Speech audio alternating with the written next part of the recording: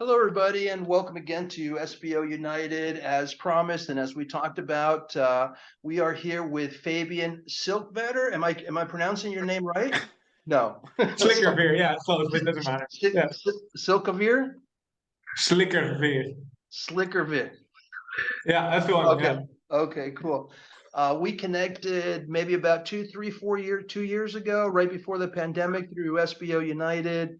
And now reconnected again to talk a little bit more about where he's at with his business and how he's grown and the things we're doing as a practical learning experience for all of you out there to see not, hey, how to make $1 million or how to make $20 million, but actually how to launch a business.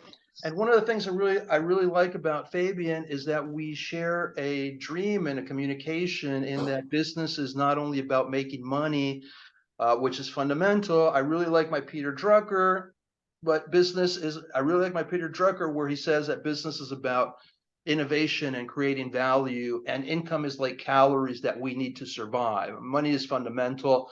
I'm not going to discuss that. What we want to do is we want to grow upon the fact that owning your own small business and with these wonderful tools, which are the internet, it's also about quality of life and living your dream and exploring your passion.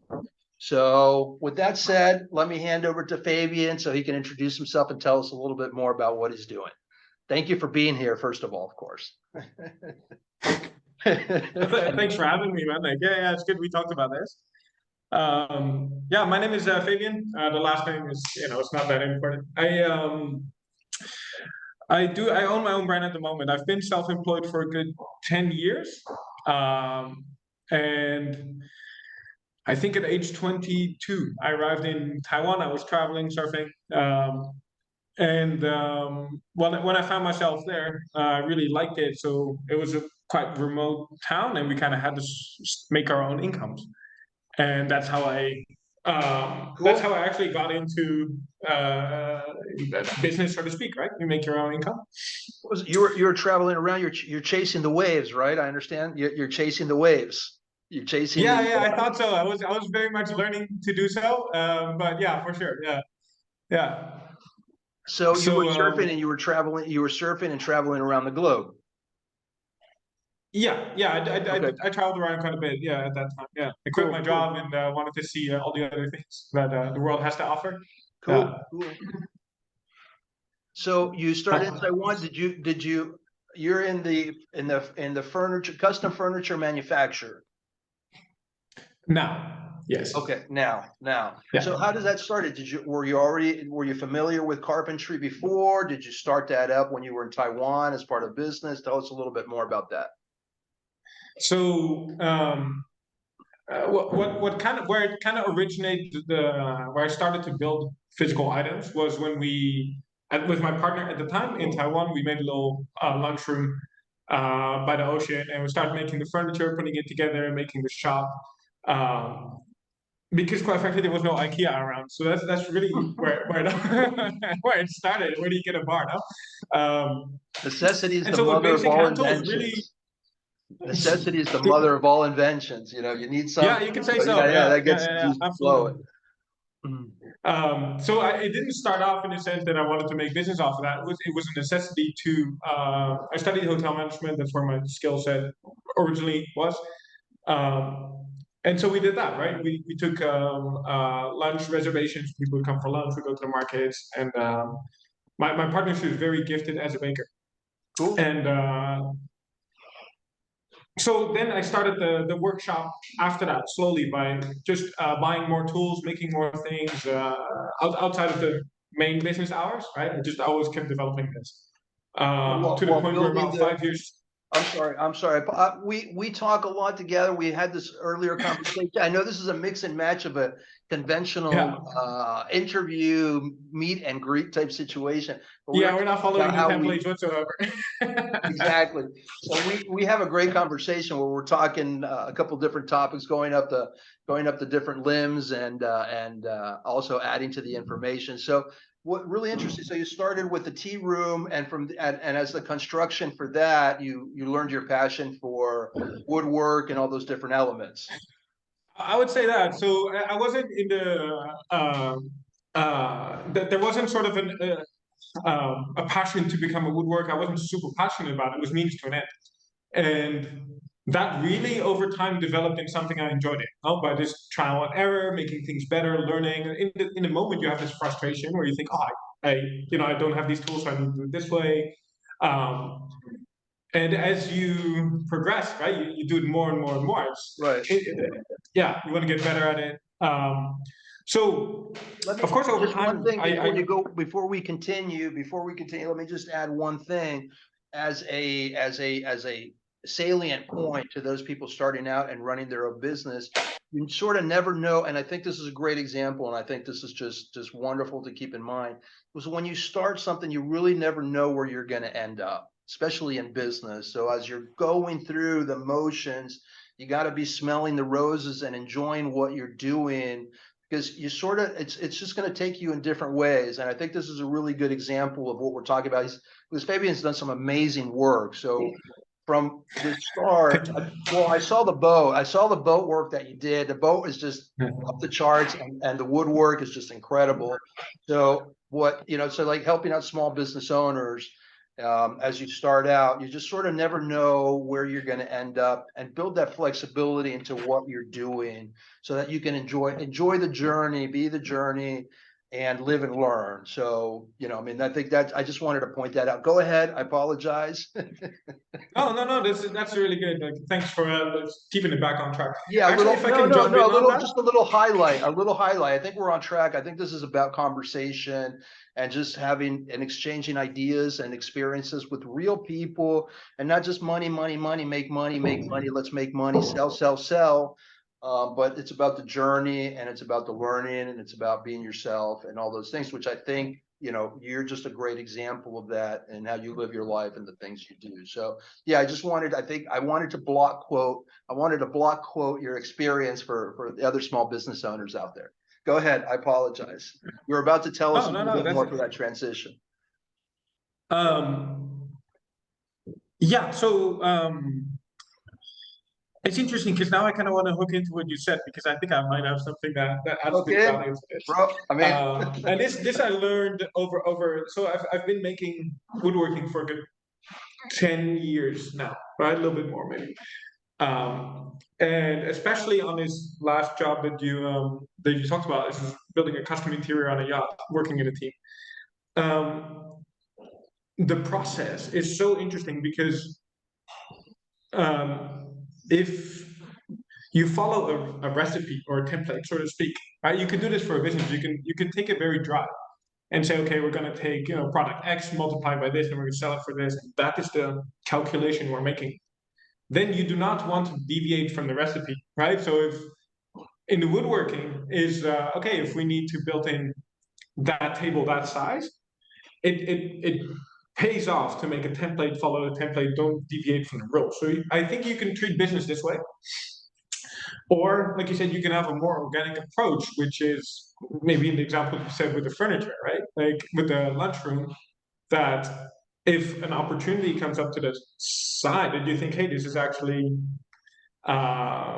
possibly interesting to look at, but you stay rigid on your original path, you do cut out, you have a bit of an opportunity cost on not following side projects. So I think there's something you can actually do both. It can be hybrid, and I think this is where your personality kicks in. I think that's like where you're. no, totally, totally, totally. I think, and I think if we continue down this track, are we good to continue down this track? I think it's going to add a lot of value. I mean, there's a lot of things that we can talk about and that we talk about. I like what you're saying. The structured model for something that's specific. I mean, if you're working someplace and it's a day-to-day that has to be done, I think that a fundamental structure is important. So we're talking about the different range from left to right. So on the left side, okay, something's really structured that needs to be delivered, and it has the layout, and it's got the model, and it's got the dimensions, and you just want to execute. And I think that's fundamental from the delivery process, depending on who you're working with, what you're doing, and the necessities of the revenue, because you've got, as Fabian, you really well said, opportunity costs are high. I mean, they're really high as you refocus. And on the other side, so we have a range. We have a range of possibilities. It's not one or the other, but it's a selection process. The ability to be more organic and be able to, from that original model. I mean, we both agree on that. I think there has to be a foundation of the original model as a communication strategy. So you understand yourself and you document and you can share with people as well as the foundation. And then you've got more organic as you see the possibilities as he walks into this. It's incredible. It's an incredible ship. I mean, it's just amazing. And we'll have his links down at the bottom of the post, so you'll be able to click through all his stuff and get more intimate. Obviously, if there's any work that you need done or you want to connect with him, please feel free to reach out to him. That's the idea of SBO United, to connect people and reach out. He's does some amazing work. So getting back to the topic at hand, it's just that flexibility to see, okay, what can be better, especially in the design phase, especially in the initial design phase. So being able to organically change and adjust and add value to it, because as you mature your thought process, as you put it down on paper, you put it down in a document, and in the early stages of a project, it starts taking more shape, and then you have a greater ability to modify it and add value to it during the process. So, and change, obviously, like we were talking about. So you started with the lunchroom, and now you saw your ability with the wood. I grew up as a kid with a lot of our friends were carpenters, so the smell of wood in a workshop and just the ability to create and change, it's just wonderful, because everything, you look at a piece of wood and, oh, I can do this, I can do that, just that creative process is so beautiful. So everybody's different. I mean, obviously there's accountants just looking at the numbers and aren't going to be really happy with that modifications and changes, but you're looking sort of what to find your way. You're looking to find your way. So that's a great way. That's really a great way. So it's really amazing how you got here. It's really amazing how you got here. And also I wanted to point out, congratulations. I sort of flashed back and I went to see some of our older communication, our original communication, because you were also working on a business model to sort of standardize and help small business owners. If I correct, this is like 2020, this is 2020. I don't know if you recall that conversation, but you were talking about, because I like the way you're structuring things. There's also something here that's important. And let me see how we are with the time. I don't know if we want to open up another topic. Can you see the recording time on there, or no? We don't.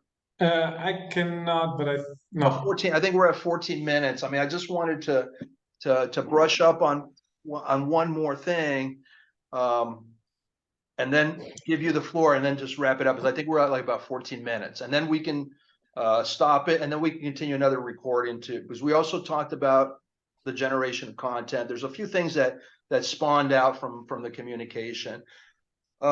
Is a central point that I like talking a lot with people, is like, one thing is the product, is the development of the product, and the other thing is the development of the business of the product.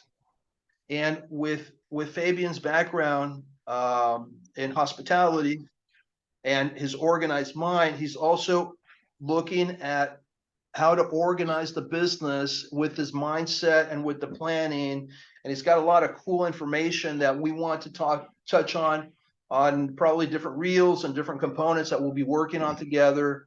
But there's a lot of really great quality content that we want to share with y'all. And I think this is just the beginning. So with that said, let me give it up to you. And you want to wrap it up? I mean, one more minute, something like that, and we close out. I think we're at, let's see here, we're at 14 minutes right now. Wow. Okay. No, I think it's interesting. I think what we talked about here, actually, we can sum up this call, and maybe we set out to have certain points discussed, and we're in that design phase, right? We're not in production phase, where we're sort of structuring this. This is what's happening. It's organically growing into this. Next time we do it quote unquote better, right? We know we grow what we want to do, what we don't want to do, and I think that might be actually the best first session that we could have had.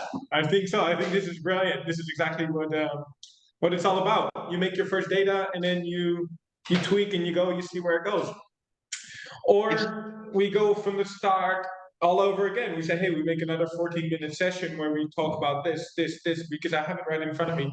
And we go over these points. And this is these are the two, like you said, the The spectrum two sides extremes that of we were getting to talking it. about, right? Because I sent Fabian the outline for the call, and he came back with some incredible information, which I was like, oh, God bless, or universe bless, I think, which is the word I've used. It's just super organized. And then we were like, okay, let's talk about the bullet points. So I think exactly like you were saying is just basically is that range just happened right here on the video. And we wanted to keep it a little bit on the short side so that you can have the time to spend. And then if we find points that are interested, dive down more. So what we'll do is we'll close out now. Stay tuned though, because like you said, this is looking like the beginning of something big. So stay tuned, come back to us. Fabian, thank you very much for joining us. It's been a super pleasure connecting with you. And I really appreciate your time and being here and your wonderful input, bro. Thanks, man. Yeah, same. I really, this is gonna be cool. Yeah, This is gonna be cool. I feel good vibes. So This is gonna be we'll cool. Yeah, this is see. gonna be cool. So everybody stay tuned. We're gonna shut down this particular one, but stay tuned to the group. We'll probably set up a YouTube group as well for this video, and keep in touch. If anything, just reach out to any of us, and we're looking forward to hearing from you. Thank you very much for your time.